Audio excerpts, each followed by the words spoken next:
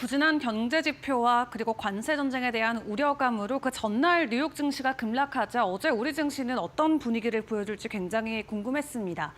다만 나름 힘을 내주면서 양대 지수가 약보합권의 마무리를 지었는데요. 장 중반에는 계속해서 외국인과 기관들의 매도세로 지속적인 변동성이 나오긴 했습니다만 코스피는 0.15%의 하락을 보였고요. 코스닥 같은 경우는 0.8%까지 낙폭이 커지긴 했습니다. 그래도 그 전날 마무리됐던 뉴욕 증시에 비교해 봤을 때는 나름은 잘 방어를 해줬다라는 평가를 해볼 수가 있겠고, 다만 그 전날 엔비디아가 8%대 급락을 하자 이날장에서 반도체주들은 일제히 약세를 보이기도 했고요. 이 방산주와 해운주들 또 조선 쪽은 되려 상승하는 모습을 보이기도 했습니다.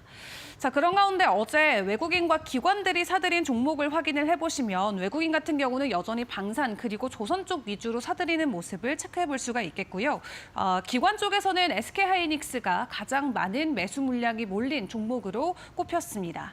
그 가운데 52주 신고가를 들어갔던 종목들 다음 장을 통해서도 확인을 해보겠습니다만 어제 이슈가 있었던 종목들 위주로의 신고가 랠리가 이어졌는데요. 이 트럼프에 대비를 해야 되는지 어제 증시에서도 여러 섹터들을 통해서 트럼프와 연관된 움직임들이 계속해서 포착이 됐습니다. 일단 방산 관련주들 가운데서도 어제 대성하이텍이랑 한일단조가 상한가 그대로 안착을 했는데요. 유럽 쪽에서 계속해서 방산 증액을 이어가겠다라는 기조를 보여주면서 국내에서도 방산 관련주들의 이 호조세가 이어졌습니다. 그 가운데 간밤 유럽 쪽에서는 오는 4년 동안 1,200조 원을 들여서 이 방산과 관련된 부분을 강화해 나가겠다라는 내용을 공개를 했는데 오늘도 추가적으로 방산 관련주들에게는 힘이 되어줄 수 있을지 지켜보시고요.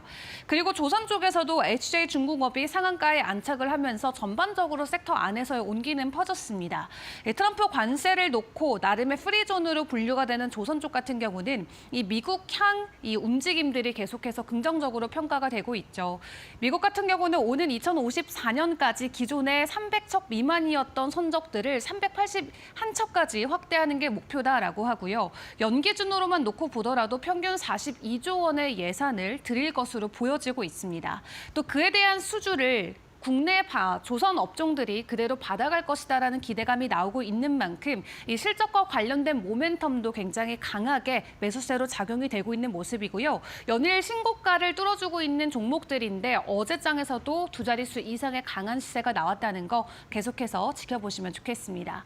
그리고 관광 업체들도 어제 급등하는 모습을 보였습니다. 일단 예정대로 관세 부과가 이어진 가운데 트럼프 대통령이 정유 쪽에 힘을 실어주는 만큼 정유 사업에 꼭 필요한 관광 쪽의 움직임도 계속해서 나오고 있고요. 이 중국과 캐나다, 멕시코를 향한 이 수입이 불가능해지는 모습이 포착이 되면서 이 국내 관련주들이 되려 수혜를 받을 수 있다라는 시각들이 확산이 되고 있습니다.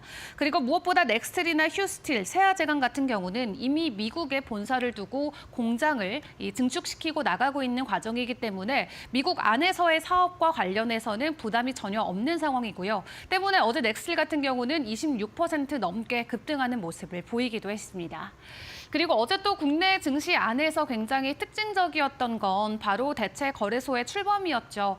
어제 그렇다면 애프터마켓의 상황은 어떠했을까요? 오후 3시 40분부터 8시까지 진행이 되는데 어제 정규장의 거래 대금을 놓고 봤을 때는 88억 원이었는데요. 애프터마켓에서는 113억 원이 찍히면서 정규장보다도 더 많은 거래량이 애프터마켓에서 오간 것을 확인을 해볼 수가 있겠습니다.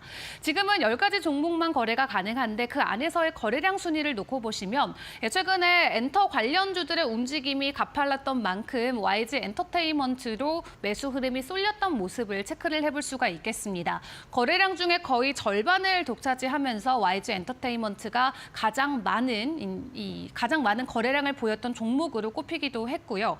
다만 주의하실 점은 오전 8시에 새로 열리는 프리마켓 같은 경우는 이 애프터마켓의 종가가 아닌 전날 정유장의 종가로 진행된다라는 거 체크를 해보시는 게 중요할 것 같습니다. 오늘도 애프터마켓 그리고 프리마켓 안에서 어떤 종목들이 어떤 변동성을 보이는지를 놓고 이 정규장 안에서의 흐름들도 파악을 할 수 있는 만큼 8시에 열리는 프리마켓도 같이 주목을 해보시면 좋겠습니다. 자, 그 외 글로벌 이슈들과 일정들도 체크를 해보도록 할 텐데 어제에 이어서 오늘도 트럼프의 말말말 점검해 보도록 하겠습니다. 일단 오늘 오전 11시 트럼프 대통령의 의회 연설이 예정돼 있습니다. 그것을 통해서 광물 협정과 관련된 이 서명 내용을 전할 것으로 보여지고 있고요. 그리고 캐나다 보복 관세를 놓고 상호 관세로 바로 즉각 대응하겠다라고 이야기하면서 관세 전쟁을 크게 키우고 있는 트럼프의 발언도 간밤 나오기도 했습니다. 이러한 부분 때문에 트럼프 관세로 인해서 크게 출렁임을 보이고 있는 이 업종과 섹터들도 있습니다. 이 미국 증시만 놓고 봤을 때는 국제 여행에 대한 수요가 감소될 것이다라는 전망과 함께 항공주들이 일제히 내렸고요. 국제 여행에 대한 수요 감소이기 때문에 국내 여행주들에게도 상당한 영향이 있을 수가 있겠습니다. 그리고 북미 자동차 생산량이 급감되는 부분으로 인해서 하루에 2만 대씩 자동차 생산이 줄어들 것이라고 하는데 현재 캐나다와 멕시코에 공장을 두고 있는 국내 업체들에게도 상당한 부담감으로 작용이 될 수 있겠고요. 무엇보다 유럽 증시는 7개월 만에 최대 낙폭을 보인 채 일제히 마무리가 됐다라는 점에서 오늘 국내 증시는 어떻게 반응을 할지도 주목해 보시는 게 중요할 것 같습니다.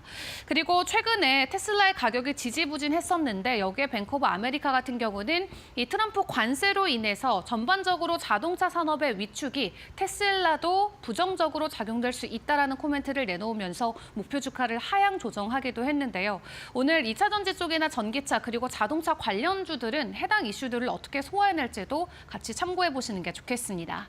그런 가운데 어제 국내 증시가 그나마 힘을 내줬던 건 어제부터 시작됐던 중국의 양회에 대한 기대감이 또 아닐까 싶은데요. 추가적으로 어떤 정책들이 나올지 그리고 대미 관련해서 어떤 관세 조치들이 나올지를 놓고 국내 증시는 추가적인 변동성을 보일 수 있다는 거 주목을 해보시고 새벽에는 연준의 베이지북이 공개가 됩니다. 그리고 서비스업 PMI나 고용 보고서 등 이번 주에 아직도 우리가 주요하게 볼 만한 경제 지표들이 남아있는 상황인데요. 오늘의 국내 증시의 분위기는 어떤 쪽에 방향성을 맞춰줄지 일단 개장 상황도 저희 이데일리 TV와 함께 꼼꼼하게 점검해 보시기를 바라겠습니다.